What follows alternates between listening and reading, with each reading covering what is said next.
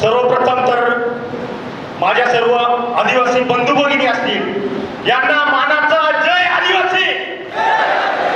आदिवासी एकजुटीचा, आदिवासी एकजुटीचा. सन्माननीय व्यासपीठ आणि व्यासपीठावर विराजमान प्रमुख पाहुणे, त्यासोबतच आपल्या वसतिगृहाचे सर्व कर्मचारी वर्ग, गृहप्रमुख व आपल्या वसतिगृहाच्या मॅडम असतील या आपल्या मंचावरती उपस्थित आहेत. समाज बांधवांनो, मी तुम्हाला जो विषय सांगणार आहे तो थोडक्या शब्दात मांडणे म्हणजे खूप अवघड आहे. आदिवासींवरती जे अन्याय अत्याचार आता चालू आहे ते खूप मोठ्या प्रमाणात चालू आहे. अनेक राज्यांमध्ये वेगवेगळ्या प्रकारची आंदोलनं चालू आहेत, तरी देखील सरकार याला गांभीर्याने घेत नाही. मला 5च मिनिटाचा वेळ आहे आणि हा वेळ देत असताना 50 वर्षामध्ये सुद्धा हे प्रश्न अजून सुटणार नाही असं मला तरी वाटतंय. कारण तेवढी जागरूकता आपल्यामध्ये येणे सुद्धा खूप गरजेचे आहे. आपल्याला जे संविधान हक्क अधिकार भेटले यामध्ये अनेक आपल्या क्रांतीवीरांचे रक्त त्या ठिकाणी सांडलेले. विद्यार्थी मित्रांनो, तुम्हाला फोटो दाखवण्याचा उद्देश एकच की या क्रांतिकारकांनी आपल्या जीवाचं रान केलं आणि आपल्याला हे हक्क अधिकार भेटले, त्यामुळे आपण या शिक्षणाच्या राजधानीमध्ये येऊन पोहोचलेलोय. सह्याद्री असेल, सातपुडा असेल, त्याचप्रमाणे विदर्भ असेल, मराठवाडा असेल, या भागातील आपला आदिवासी बहुल भागातील विद्यार्थी पुण्यासारख्या शैक्षणिक राजधानीमध्ये आज येऊन शिकतोय. समाज बांधवांनो, ज्यावेळेस देश स्वतंत्र झाला त्या वेळेस संविधानाची निर्मिती झाली. त्याच्यामध्ये महामानव डॉक्टर बाबासाहेब आंबेडकर यांच्यासोबत महामानव जयपाल सिंग मुंडा आदिवासींचे संविधानिक अधिकारी अबाधित राहावे यासाठी त्या संविधानामध्ये कार्यरत होते. आपल्याला राजकीय, सामाजिक, शैक्षणिक क्षेत्रात जे आरक्षण मिळालं ते कितपत आपल्यापर्यंत पोहोचतंय, त्या संधी आपल्याला मिळतात का हे देखील आपण पाहिलं पाहिजे. समाज बांधवांनो, आता जी वाढलेला जो बोगस लोकांचा जो आकडा आहे तो प्रमाणाच्या बाहेर आहे. आपण जी लिस्ट पाहतो त्याच्यामध्ये हे बोगस आदिवासी घुसलेले आहेत. आपण जर पाहायला गेलो तर आपल्या काही ज्या जमाती आहेत सह्याद्री खोऱ्यामध्ये, त्यांचं अस्तित्व हे सह्याद्री खोऱ्यातच आहे. परंतु 5 जिल्हे असतील सह्याद्री खोऱ्यात, त्याच खोऱ्यात आहे. परंतु काही जे जमाती आहेत त्यांचं अस्तित्व इतर जिल्ह्यांमध्ये कसं निर्माण झालं हा देखील एक संशोधनाचा प्रश्न आहे. समाज बांधवांनो, पंचायत समिती असेल, जिल्हा परिषद असेल, त्याच्यासोबत नगरपंचायती असेल, त्यासोबत महानगरपालिका असतील, यांच्यामध्ये आज आपण बघतोय की बोगस लोकांची संख्या किती वाढलेली आहे. महानगरपालिकेत तर प्रमाणाच्या बाहेर बोगस लोक उभी राहतात आणि या बोगस लोकांच्या माध्यमातून आपलं राजकीय आरक्षण हिसकावलं जातं आणि राजकीय आरक्षण गेल्याच्या नंतर आपले प्रश्न उचलणार कोण हा देखील प्रश्न त्या ठिकाणी उभा राहतो. विद्यार्थी मित्रांनो, आपल्यात खूप विद्यार्थी हे नवीन आहेत, त्यांना देखील वाटतं आमचा दादा सांगतोय बोगस म्हणजे काय. तुम्हाला सांगायचं बोगस म्हणजे काय तर बोगस हा असा प्रकार आहे की आपल्या दाखल्यांवरती खाडाखोड करणे, चुकीच्या पद्धतीचे पुरावे गोळा करणे आणि ते पडताळणी ऑफिसला सादर करणे आणि त्याच्या माध्यमातून चुकीच्या पद्धतीचे दाखले गोळा करणे आणि आदिवासी विद्यार्थ्यांच्या समाजाच्या नोकऱ्यांवरती, हक्कांवरती गदा आणण्याचं काम या बोगसांच्या माध्यमातून होते. याच्यावरती अनेक प्रकारची कामं संघटनांच्या माध्यमातून होत असतात.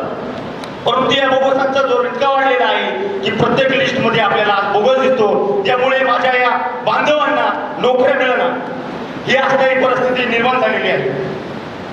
विद्यार्थी मित्रांनो, आज आपण जर बघायला गेलो तर बोगसांची जी घुसखोरी आहे ते जर आपण बघायला गेलो तर एक तुम्हाला उदाहरण देतो. न्यूजपेपरची जी बातमी आहे, MPSC मध्ये जे PSI पद होतं त्याच्यापैकी 13 जागांपैकी 9 जागांवरती बोगस हे लोक लागलेले आहेत. या बोगसांनी आपल्या नोकऱ्या बळकावलेल्या आहेत. ही बातमी खोटी नाही तर ही न्यूजपेपरला आलेली बातमी आहे. त्यासोबतच आपण देखील तेवढं जागरूक राहिलं पाहिजे. RTIच्या माध्यमातून किंवा आपल्याला जे अधिकार मिळाले आहेत त्यांच्या माध्यमातून आपण या बोगसांच्या विरुद्ध करण्यासाठी आपण सज्ज झाले पाहिजे.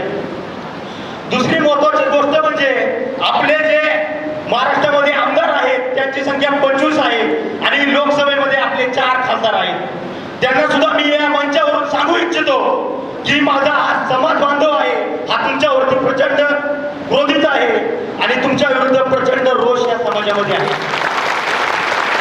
कारण की तुम्हाला या समाजाने ज्या गोष्टीसाठी त्या ठिकाणी पाठवलेलं आहे त्या गोष्टी तुम्ही सोडवण्यापासून पूर्णपणे बदल देत आहात. हे जे आमदार आहेत यांचं जे कर्तव्य आहे ते पाहताना दिसत नाही.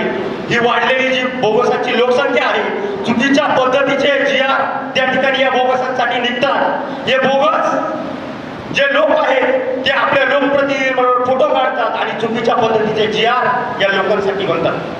हे कितपत योग्य आहे? तुम्हाला मान्य आहे का बांधवांनो? जोरात आवाज करा, तुम्हाला मान्य आहे काही?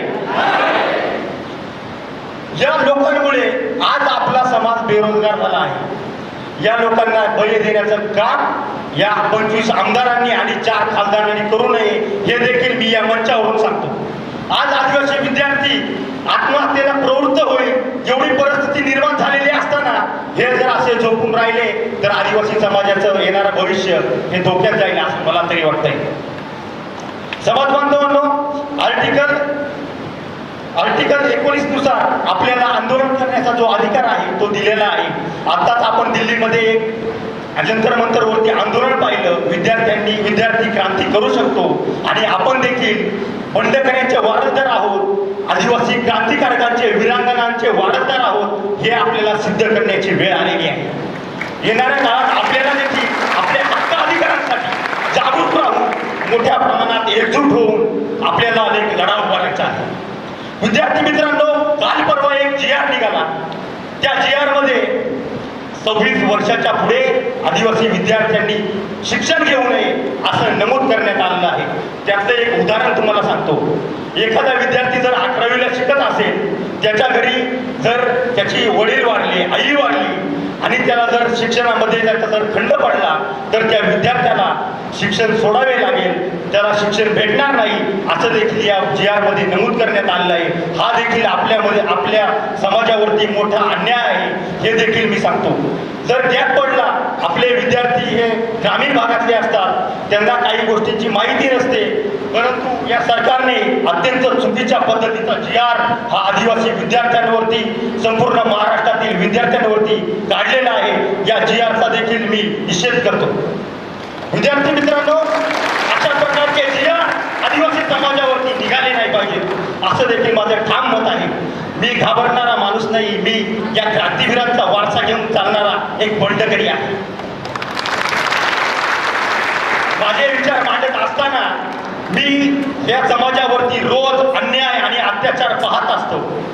समाज बांधवांनो, 9 ऑगस्ट हा दिवस आपले हक्क अधिकार आणि जे संघटितपणा आहे तो टिकवण्यासाठी हा 9 ऑगस्ट हा विश्वातील जे विनो आहे त्यांनी घोषित केलेला आहे. आपले हक्क अधिकार अबाधित झाले पाहिजेत. फक्त नाचून आणि गाऊन नाही तर एक संविधानिक मार्गाने आपल्याला संरक्षण मिळाले पाहिजे. यासाठी आपल्याला हे अधिकार मिळालेले आहेत.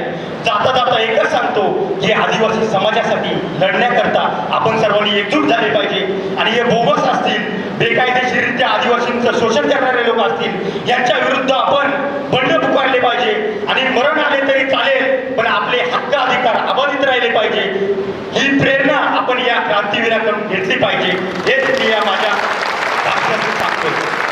विद्यार्थी मित्रांनो, तुम्हाला 9 ऑगस्ट या जागतिक आदिवासी दिनाच्या खूप खूप शुभेच्छा देतो आणि माझे वक्तव्य थांबवतो. जय